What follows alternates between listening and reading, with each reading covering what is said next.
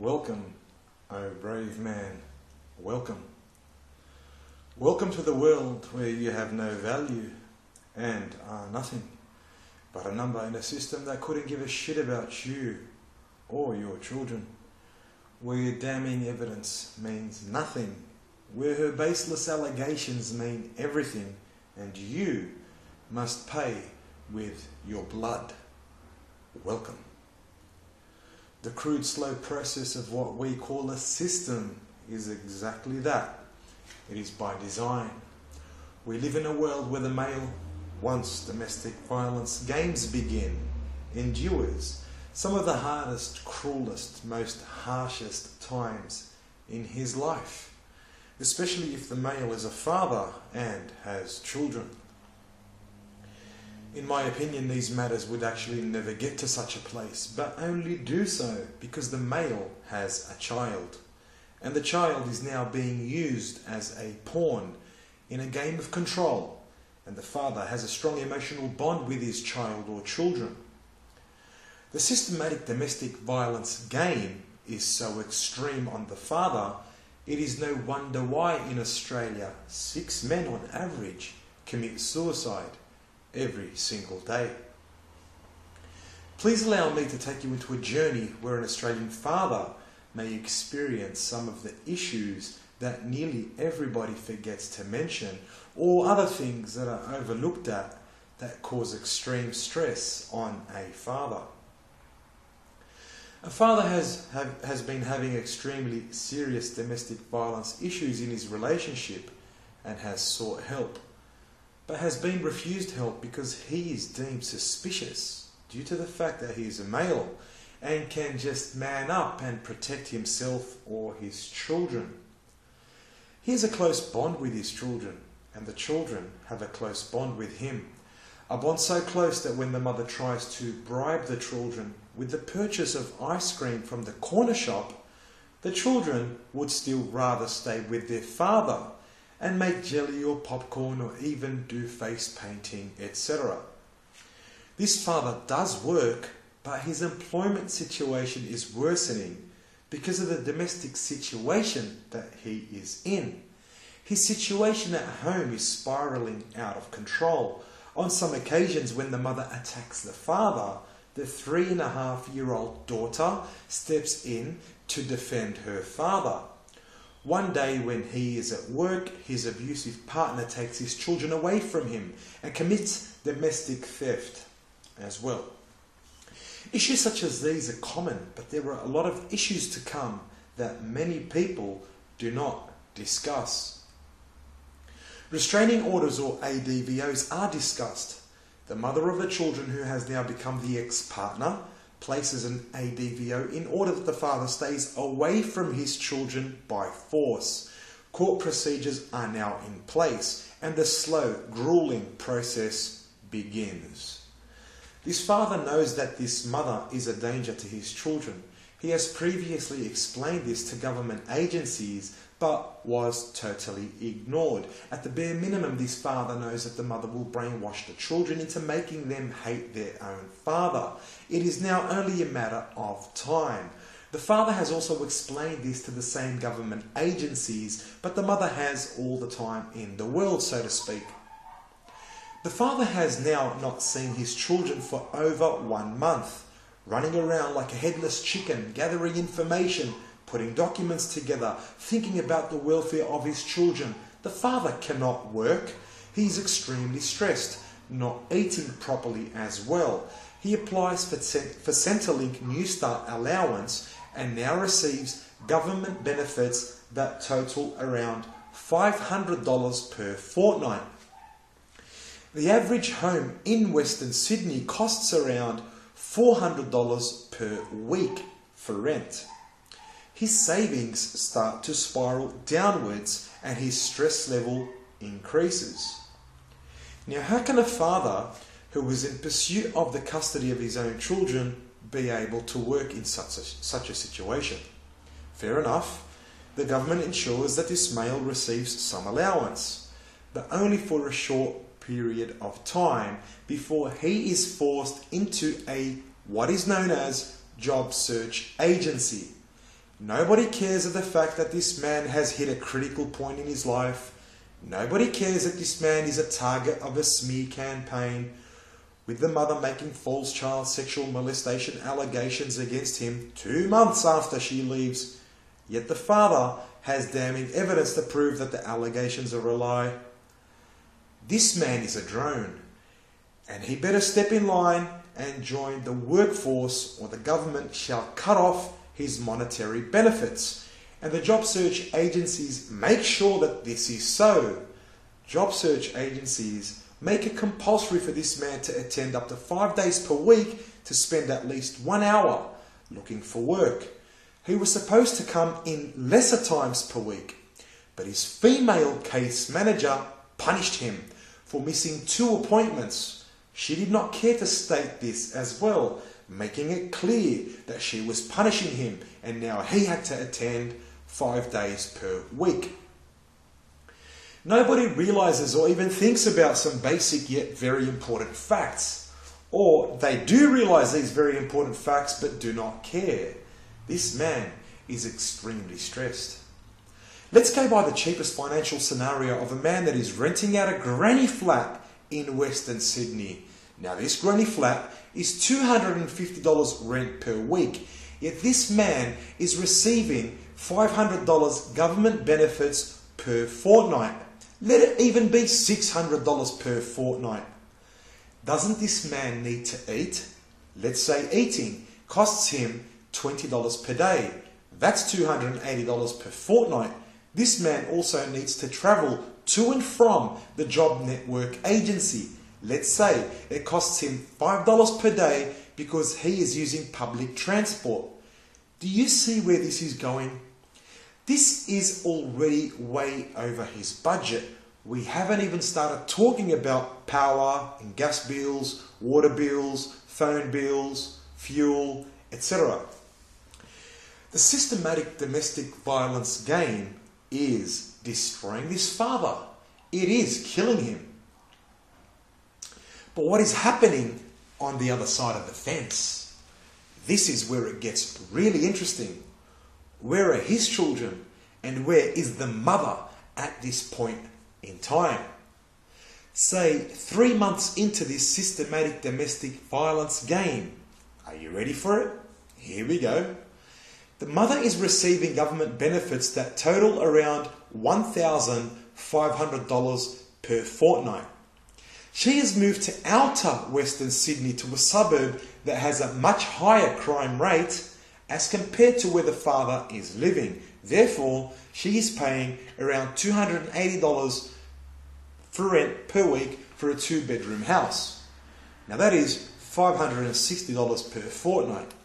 She has just under $1,000 to spare, where she can do whatever she likes with that money. She doesn't even have to look for work. She can just bum around all day if she likes, while the children are at daycare, which the government even eventually pays for as well. Now back to the man. The man has now fought the earlier allegations of assault and has proven that he did not commit an assault. Yet, the restraint orders remain. The only thing that has changed is the fact that the orders were changed in order that the Family Court of Australia be able to intervene and overrule on the restraining orders. But the Family Court is a long way away from this moment. It has now been 6 months that the children, who are extremely young, and the father have not seen each other. They are constantly being bombarded with brainwashing, manipulation and distortion of the reality of events, teaching the children that the sky is green when in all actuality the sky is blue. The mother knows, as well as the father knows, that this is the only thing that the mother can do to win her case against the father of the children. The children are nothing but pawns to the mother, who will stop at nothing to be successful in this campaign of hers, even if it costs a deterioration of the mental health of her children, in particular the child who has become the scapegoat, or possibly even golden child, depending on the way one looks at the scenario. The child that has been and is being constantly traumatized by the mother to be extremely fearful of the father, now actually believes that the mother is saying the truth. The child is only 4 years old now and does not know what a restraint order or an apprehended domestic violence order is, and does not know that the mother and father actually do not speak at all, not even on the phone. But what does the mother do? The mother acts out like that she is receiving phone calls from the father and is talking to the father and starts yelling at the father, all in an act. Fake. Claiming that she will protect the child if the father is going to try to kill the child or harm the child. The child believes this to be real. The mother does this around 3 times a week, securing her investment in the mind space of this extremely young, vulnerable child. How does the father know this? Because the father was receiving multiple calls at around the bedtime of his children. It was obvious that this was occurring because one of the calls that came through at one time where the mother forgot to mute her end of the phone, the father heard the mother acting like she was talking to the father whilst the child was screaming. As soon as the father said hello, the mother then stopped talking and immediately hung up the phone. Many calls kept coming in the next few months at around the bedtime of the 2 toddlers that were muted from the mother's side of the phone.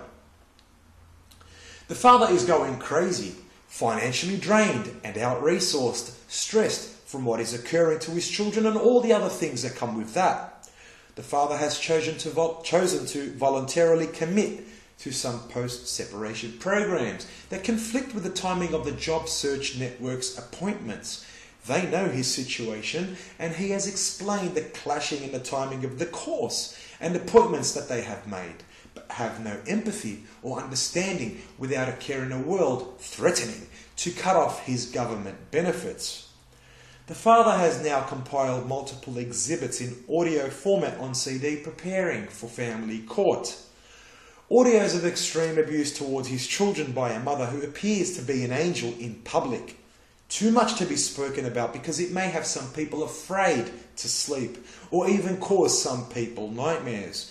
The father had to go through this gruesome task even though it had negative psychological effects on him. All in all, it's been around 8 months now and the father has not seen or spoken to his children. But no, we have a court process system. We must wait. It does not matter that the children are being destroyed and now need cognitive behavioural therapy. It does not matter that the father has damning evidence of the mother making false child molestation allegations. It does not matter that the mother suffers from extreme depression, voices in her head, and suicide ideation. No, this matters not. It does not matter that the mother tried to frame the father by throwing herself down the staircase when the father was giving his children a shower. The mother told the police that the father had grabbed her by the hair and threw her down the staircase. But the father has all this on video because the father had filmed everything. And the police actually watched this video whilst the father was in a holding cell for around 6 hours. There are many things that are not spoken about that the blue-pilled men need to be ready for, especially fathers that are in a relationship. I'll give you another example. She states that you hit her 5 separate times, yet she has no evidence. Even though she has no evidence, the police will try to charge you with 5 charges. They will fight tooth and nail to get you done with 5 charges at local court. You don't get charged because the police and or magistrate realise that they don't have evidence, rather you have counter evidence that proves otherwise. Now, to my Australian listeners in particular, for what I'm about to say next, please listen carefully. At this stage, you have proven that you were not the aggressor, but you were actually the victim. What will happen here is the police will now want to proceed to charge her. They have seen your evidence and have realised that she has kicked and punched you multiple times and also bitten you. Yet they will only get her charged with 1 charged, and if you're lucky, 2 charges of common assault at best. But this all occurred in front of your children, and it is clearly shown on a video that this occurred in front of your children. The police will completely omit this occurred in front of your children, because what most people don't realise is the fact that any person that commits assault in front of another person, and that person being is a third party, will make the aggressor pay a higher price. For example, if someone commits assault occasioning actual bodily harm, they could, depending on their record, serve 3 years in jail. But if they commit this assault in front of another party, that being your child or children, then the court may add up to a year on top of the 3 years, totaling 4 years jail. Do you see the double standard? If it was the mother that filmed everything and I was the aggressor, I wouldn't even be able to write or type this document. It would be bye-bye Charlie and straight to prison. The more the father learns about the depth of the rabbit hole, the stranger it becomes. The father has lost around 25 kilograms at this point. He has learned that many men experience these types of domestic issues and is thankful that he is alive. His children are a primary source of motivation, and so will be justice. He has been informed that he will soon be seeing his children at a contact centre. For those that do not know what a contact centre is, it is a place where the father can see his children for around 2 hours, whilst being supervised by an observer. There are a few more weeks to go, and he is excited yet curious about the forthcoming reactions of his children when they see him. What does the father purchase his children? What gifts should he get for his children? For this is a very special day indeed. It has been a year now. But what money does the father have left? Does the father even have money? Finally, the day has come. He arrives with some gifts that he purchased with money that he was given by his family. But what if he had no family? He walks into the contact centre through the front door, knowing that the mother has to come through the rear section of the contact centre with his children. He sits in the waiting area with other men that are also waiting to see their children. He thinks about the last moments of seeing his children and how they tried to protect him from the mother, and tries to believe that they will come running to him. Yes, they will come running. Of course they will. How can they not? His baby girl is now 4 and his baby son is now 3. It's only been a year. This moment will be great. The clock starts ticking ever so slowly, and then a woman comes into the waiting room and has said to him, "Your children are at the back. You can go and see them now." He walks outside to the area that is covered in soft fall and notices a girl sitting with her back facing to him. He turns around momentarily but does not recognize this girl. She does not recognize him either. There are other children in the back play area that can be seen. He recognizes his son and approaches him. His son does not even have a clue with regards to this man's identity that is standing next to him. Who is his father? Where is his daughter, he thinks to himself. Could it be that same girl that was sitting on the bench? No, she's too skinny. But he looks just to make sure, and then their eyes make contact. The father realizes that this is his daughter, and the daughter realizes that this is the man that she has been waiting for. She starts screaming at the top of her lungs, nearly falls, runs away, runs inside, and hides under a table. For nearly 2 hours, the father plays with his son. His son calls his own father uncle. The father explains that he is daddy. The son smiles. There are only 10 more minutes to go.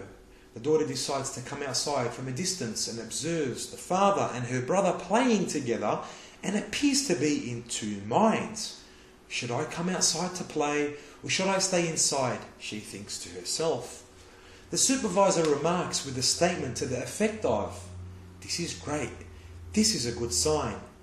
Going from being loved by the children, even protected by the children, which, believe it or not, can be proven with damning evidence that is even time-stamped and encrypted to becoming the symbol of fear and terror within the time frame of 1 year. I had become a monster in my daughter's eyes. That day my son went to the bathroom at least 9 times, whereas he excreted that same amount of times. The time that I spent with my daughter amounted to around 60 seconds. The next time that I see her, which will be in exactly 2 weeks, things will get much better.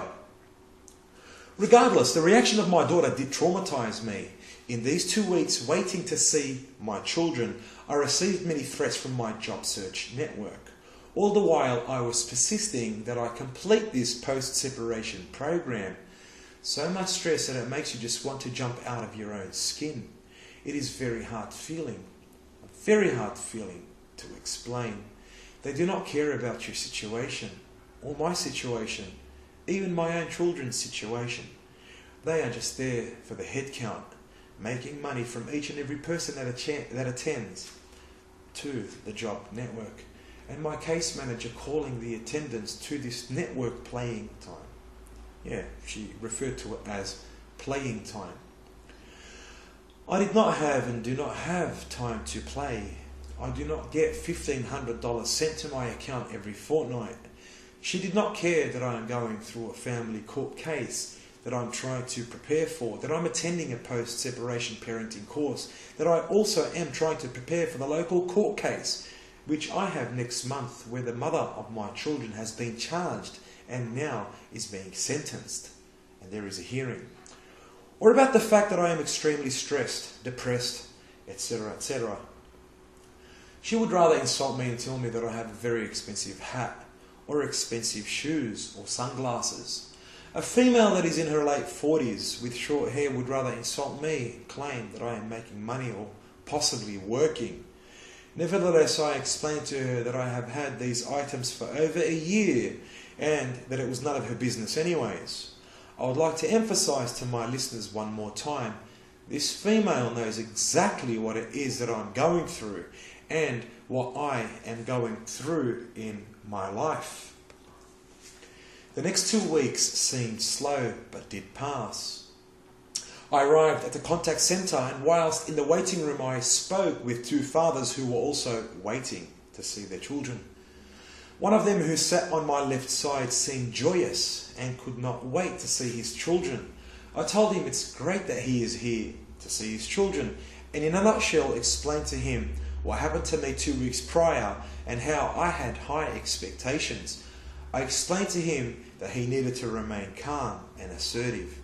He was in his early 40s and is a real estate agent. He hadn't seen his children for 8 months. I don't know why, but the contact centre actually brought his children out to him. They sat directly opposite of him and wanted to have nothing to do with him. They wouldn't even look at him. No matter what nice words he would say to them, they were both rude and bitter back to their father. It hurt me to see this situation. I really felt bad for the guy and for the 2 young manipulated boys who were around 8 and 9 year olds. I was then startled by screaming. Yes, I could hear my daughter scream, yelling out "no" multiple times. She sounded terrified. She was in the next room. I could also hear her mother saying, "It's okay, just stay for a little bit. I won't be long. I will be back soon." Obviously acting out her part as if she had nothing to do with all of this. It was then that I thought to myself, if only they knew, if only they would look at my evidence, listen to the recordings I have. My daughter did not stay. She left with her mother. My son, however, stayed. I remember at that time also thinking about how last time I was at the contact centre, my daughter came close to coming outside and playing with her brother and myself. What happened this time to make her so scared and afraid? I was told that I could now play with my son. I went outside, and the first thing I noticed when I saw my son was that he was bleeding from the side of his head above his ear. There was a big lump as well in the same area. He also had a deep scratch above his eye. I had the same supervisor that I had last time. There was no men that worked in the contact centre. We had a ball. We had a great time. After playing for around 40 minutes, my son said to me the exact words of, "I like you," to which I replied, "I like you too." I asked him if he knew who I was. I asked him if he knew who I was, and he said, "Yes, you are Daddy."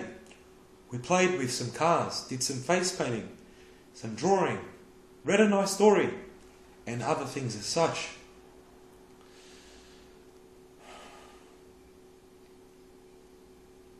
There was around 5 minutes to go. My son did not want to leave my side. The worker notified me that there was only 5 minutes to go.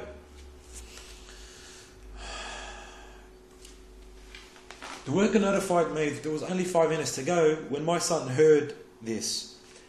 When my son heard that there was only 5 more minutes to go, he said, "I don't want to go. I want to stay with you." My son then got upset, and as he was standing beside me, laid his belly on the couch and said, "No, I want to stay with Daddy." I explained to him that I would see him soon. The worker then explained that the mother was here, and I asked if she could give my daughter a showbag that I had got for her. She agreed.